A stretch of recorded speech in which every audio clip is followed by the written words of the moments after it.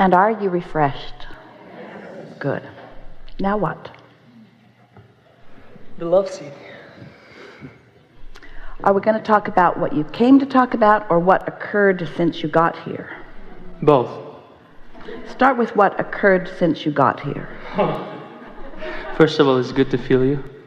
Because we are having a leading edge experience. That's true. That's and what I felt. sometimes you have things that you want to know about, and we already got that from you, and we already answered that. Yeah, which you're right. left you in a new place with a new inspired desire. So that's the best use of your experience here. Yeah, it's funny. You're right. That's how I felt when those two were finished. I wanted to know how come I've been following for a while. With all that I know, and I've been to those high places, and I felt the self-empowerment, how come I'm not more excited about creation?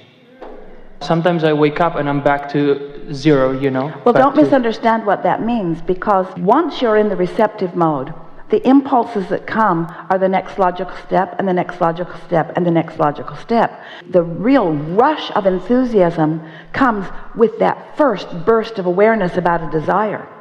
Once you maintain that vibration, then it's the next step, and the next, and the next, and the next. If you're constantly having huge rushes about things, that's when it means that you are dropping your vibrational frequency and then regaining it again. So it's actually good news that you're feeling some stability in the unfolding. I'm not feeling stability. I get up there, and once I get up, like I bridge it and bridge it and bridge it, and like in the morning, an hour or two will take me, and then I'm getting like, all right, I found the sweet spot. And then I just give up instead of milking it. And it's like, I don't feel, here's my problem. I have resistance about releasing resistance. Well, and I'm sure I'm not the only one. Almost everyone does, but we think that you are misinterpreting something, because we agree with you. There is nothing as exhilarating as a conscious awareness that you're in that sweet spot where you are in alignment and ideas are flowing, and you're witnessing evidence of your alignment just by the nice people that you're interacting with, by the ease of your day, by the way ideas are flowing to you, by the continuity of your day. And so, but it's not stable, it's not solid. Tomorrow, the next day I wake up and I was like, man, and back, they put me back down to where I was. It's like those beliefs, they just we don't just threw somebody solid. out of the chair a minute ago for something not much different than what you're doing right now. You're right. Okay, I'll shut up. You must not argue for your limitations. Okay. I just wanted to expand on that. Of course it takes practice to maintain that stability, but here's what we want you to feel, to know, while we are knowing it and expressing this to you. There will never be a time that new desire will not be rampant within you. So there will never be a time that there is not some gap between what you think you want and what is manifested. But the maintenance of that sweet spot, we are appreciating your contribution here, because that really is what living happily ever after is. More conditional. And there's something to be said for not demanding this high intensity movement at all times, but resting in the satisfaction of the natural unfolding. In other words, we think the sweet spot feels like these things. It feels like exhilaration, especially when you first realize a desire. And then it feels like interest or knowing. It feels like satisfaction. It feels like ease and flow. It doesn't feel like bouncing off the wall enthusiasm every single minute. That would be exhausting to you, and that actually is more of an indication of resistance than just that nice ease and flow. Now, if you are really plummeting into true agitation or despair or blame or something like that, then it might be good for you to tune yourself a little bit by working on some processes to help you to focus more in the direction of what you're wanting. The reason that we are offering to Esther a vibration that has inspired her to find the word witness, the reason we are wanting you to feel what witnessing the good that you have accomplished vibrationally, that really is what deliberate creation is about. Which what it means is, watch for the results of my mood. That's all that we're asking you to do. Watch for the results or the evidence of your mood. It doesn't take very much. Esther sat at a Taco Bell not too long ago and saw a policeman pull over a woman who appeared to be intoxicated, who had a child in the car. And as Esther watched it, he was talking harshly to the woman through the window, and she was upset, Esther could tell. And then he asked her to get out of the car, and she did. And when she did, her little child got out of the car too. And now the mother is crying, and the child has his arms wrapped around her legs. And so the mother is crying, and the child is crying, and Esther is crying because it just looked like such a sad scenario. And Esther is wondering, what can I do to help? Should I vouch for her even though I don't know her? Should I pay her expired parking tickets even though I don't know if that's what this is about? What could I do to help? And then Esther wisely came to the realization that this isn't for her. She can't be the path of least resistance for others. And she drove away feeling the sadness about what had happened. What was she witnessing to begin with? She witnessed something. Why would she see it? Because it all happened at Taco Bell. What was that thing in her reality, and then she felt powerless? Because Esther wants to be an uplifter, because she cares about being of value to others, because she sees herself as the answer of some questions, because she has the wherewithal to be of assistance, because this is something that Esther's trying to get a handle on too. But she wasn't of assistance to them at all. She just drove away. Because she realized that if she had gotten involved, the policeman would not have honored it. He would not have allowed it. He would have told her to get back in her car. She was wise enough to know that she took that resistance far enough and felt it long enough that there was not value in moving forward with it any longer. So here was the mood that she experienced, and you make a good point. How was she able to get to that mood? Well, it's really beside the point how I got to this mood. I'm having this mood. And so what we want to explain is what came next. The next day, she's in another part of the city, driving to the dry cleaners, and looked in her rearview mirror, and here are those shiny lights of the policeman, because she's speeding in a residential zone. And so he pulls her over. He gave her a warning ticket, not a speeding ticket, and asked her, do you know how fast you were going? And Esther said no. And he said, you were going 39. Do you know what the speed limit is? And Esther said no. And he said, it's 35. And Esther said, I did not know that. And so she left. And that actually is the slowest she's ever driven through there. With it on the R8, right? That's the slowest she has ever driven through there.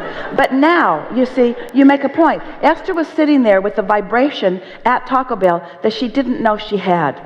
And because she didn't know she had it, she attracted the next logical step, which was witnessing something that was unpleasant. Now she's witnessed something that's unpleasant. She pondered it for a while. And now, when she gets pulled over by a police officer of her own attraction, now she's making the correlation between the mood and what happened. In other words, thoughts turn to things. And that's what we're saying to all of you. Esther, as he drove away, she didn't laugh until he drove away. She watched him drive away and laughed and said to herself, thoughts turn to things really, really fast around here these days. And moods are reflected by manifestations. And so it's a wonderful thing when you realize that you're in the sweet spot and that you're not. The thing is, I realized those bad moods, and I realized what they bring, but I'm not, I'm not arguing for limitation, okay? But here's the point that we are both making. I'm just wanting to know how to be more, don't look too soon for the manifestation. Can you just expand on that? There's something we want to say before that, and that is care about how you feel.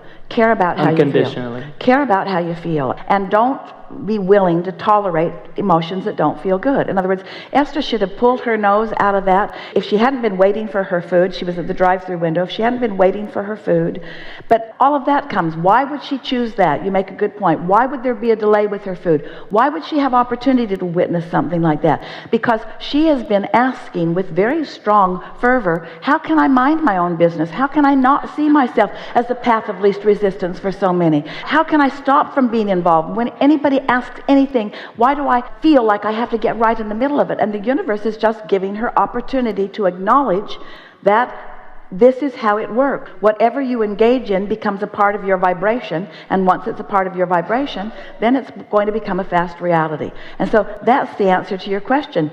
If that happened to Esther every day for a month, she would never again look at anyone having trouble about anything. But the degree of her attachment or her creation or involvement with that, it was soft and subtle. It was just right for where she was. It gave her the meaningful experience. It made her say, she says every day to herself, several times a day, I love the idea of thoughts turning to things. It's really fun watching my thoughts turn to things. Turn to conversations, turn to experiences, turn to flow in traffic, turn to. So once you accept that, then you will more deliberately guide your thoughts. It's like having an experience where you're co-creating with someone and you have an agreement and they don't honor the agreement, and then they want you to compensate for what they didn't do. Well, these are the perfect words. Everyone must experience the law-based given consequences of their own vibrational offering. And there are a lot of uplifters, like you and like Esther, who are trying to soften the consequences of others' lack of understanding or their lack of deliberate focus. And so the more resourceful you are because you're tuned in to this energy more, then the more likely you are to want to use the resources that are flowing through you in terms of clarity or energy or action or all kinds of manner of things, even dollars. The more you are often inspired from whatever vibration you are feeling to assist someone. And so often it's saying to them, I do this for you because I see you cannot do it for yourself. And there's an offness about that, you see.